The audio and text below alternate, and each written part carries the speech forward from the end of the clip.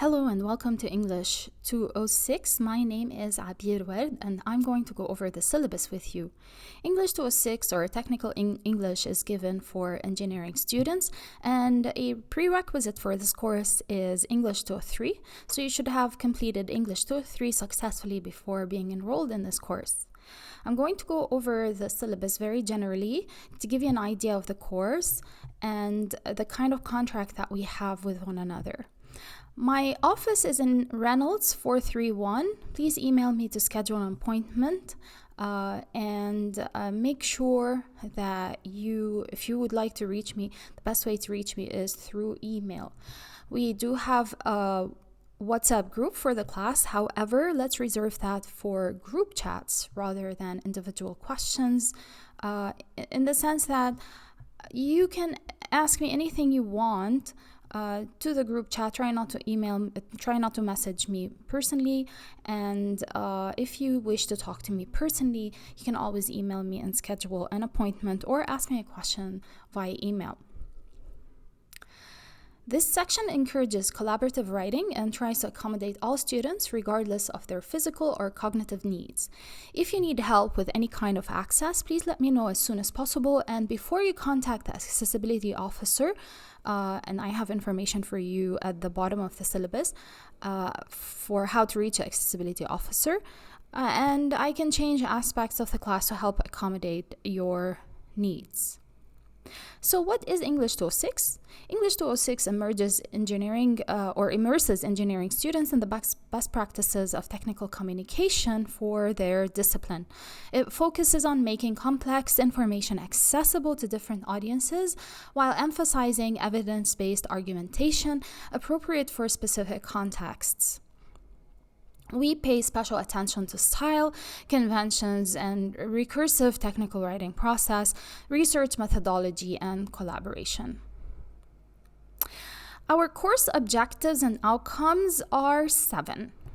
Number 1, we will learn how to produce technical communication that meets professional standards and the needs of the specific rhetorical situation.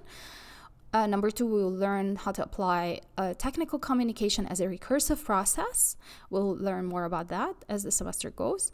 Number 3, we will collaborate with peers to compose evidence-based written and oral communication.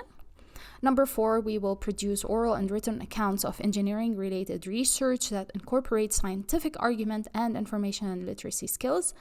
Number 5, we will apply the stylistic and linguistic conventions of technical communication to produce messages that are concise, clear, correct, evidence-based, and reader-centric. Number 6, we will reflect critically on our own writing, performance, and learning. Number 7, we will apply ethical standards in all of our coursework. The communication skills policy on original books means that you have to buy an original book and not a copy. However, for this course, we have the MSFEA guides for writing in engineering, and it's available on Moodle. And whenever we need anything from the Wadsworth Handbook, I will be providing you with snippets and excerpts from there, and I will post them on Moodle, so you don't have to actually purchase anything for this course. However, there are supplementary material available and related references, and you can always look at those if you need more information about something. This might come during this semester, or it might be something that you look at in the future. Because one thing we're certain about is that this course will come in very handy, not only during your career at AUB, but also afterwards, after you graduate. So let's take a look at the course. The key elements in this course include audience analysis, information analysis, document type. So we learn how to identify purpose and hence tailoring document type, approach, and style and medium. Persuasion, research and citation, fundamental technical communication principles, best practices to craft technical documents, best practices to create convincing and clear oral presentations, visual and document design, technical editing and revising, and identifying an original engineering architecture problem. So all these are things that you will learn in this course. What is required of you for this course? A research project technical report, and this is the biggest part of your work, but we will work on it as the semester goes. So you will complete it in smaller parts and then compile it into one big technical report at close to the end of the semester. You will require to produce a poster, give a video presentation, do a career portfolio, and use class participation through forums and group work. And at the end of the semester, I will check if you have watched all the required videos and satisfactorily completed all assignments before I give you your promised grade. Having said that, this is a grading contract that I have with my students. So I do not give grades on every single assignment. Instead, I have a grading contract with my students. And this grading contract is very important to know and understand. What does a grading contract mean? It means I have a contract with you that if you complete every single assignment in the course, you will get a good grade, which is A-. As the semester goes and if you start missing assignments, your grade will go down. If you exceed my expectations on assignments, I will give you a higher grade than an A-. So what are the assignment commitments? As a student in this course, you have to agree to complete all assignments and commitments and engagements according to the criteria on the relevant assignment sheet. Turn in all related parts of assignments. Submit all assignments by the assigned due date. Turn in drafts for workshops, peer reviews for all major projects by the assigned due dates. And if you need more time, you have to email me and let me know ahead of time. You have to write helpful, thoughtful, and clear responses to peer drafts according to the directions for individual projects. And as a student in this course, you agree to arrive to online session or class before time and attend class meetings as well as one-on-one meetings with me. Participate in and engage with assigned exercises, group work, peer review, and activities. No late submissions are allowed unless I've given you an okay because you've given me an acceptable excuse. Number 3, be on time and attend any appointments with peers or instructors, even if these are online. Complete all reading assignments on time and engage in class or online discussions. Bring all text, articles, and other material relevant to reading when applicable. Maintaining high ethical standards of courteous and civil behavior towards all members of the class, including actively listening to others, asking questions, and using technology in ways that support the learning environment. We call these netiquette. So if and when you fulfill your commitments as specified above, I will give you a grade in the course that is no lower than A-. I will give you a grade higher than A- if your writing and fulfillment of course objectives and outcomes have been of superior quality, exceeding expectations, as determined by a holistic assessment of students' work. And I might submit a grade lower than A- if you fail to meet the terms of the contract in full. This way, I will submit grades according to the following stipulations. 1 failure to meet an assignment commitment will lower the student's course grade from A- to B. 2 failures will lower it to C. 3 failures will lower it to F. 4 failures to meet any class commitments, whether of the same or different commitments, will lower the student's grade from A- to B. 4 will reduce it to C. And any further failures to meet any minor requirements will result in an automatic F in the course.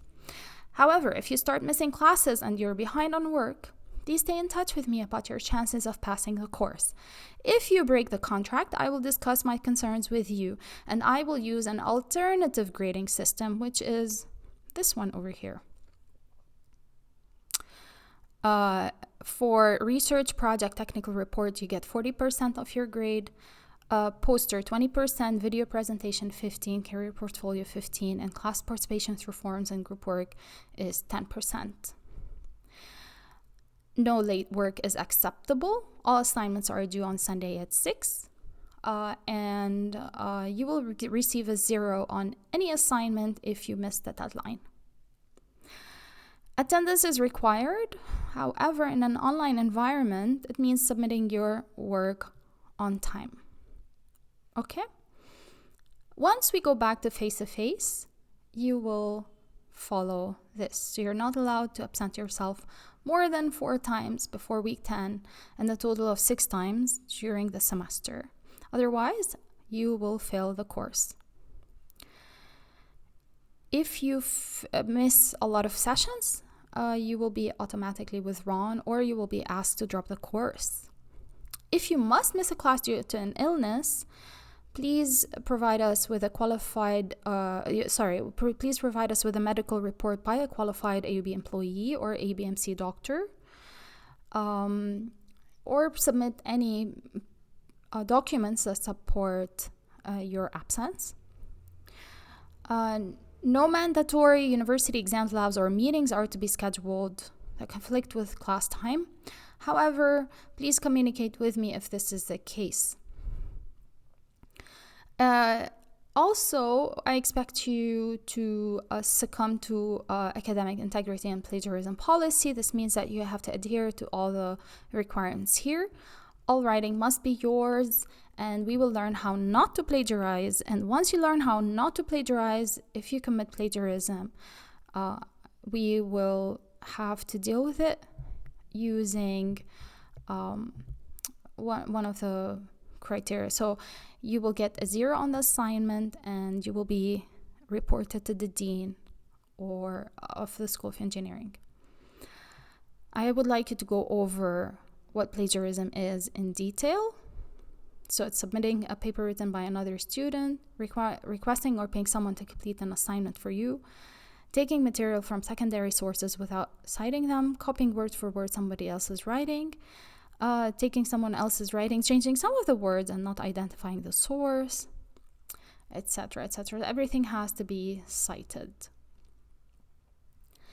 We use Turnitin to make sure that all information is not plagiarized. If you feel that during any time of the semester you have concerns about the course, you can request a meeting with the director of Com Skills by emailing comskills@AUB. And but the instructor for the course is the final decision maker for any issues that arise. The director does not override any of the instructor's decisions or policies. Those are some of the resources for students: Writing Center, Library Information Services, Counseling Center, Accessibility Office, Education Office, Title IX Coordinator. Please go over this information carefully, and if you have any questions, do not hesitate to email me and ask me. Have a wonderful time.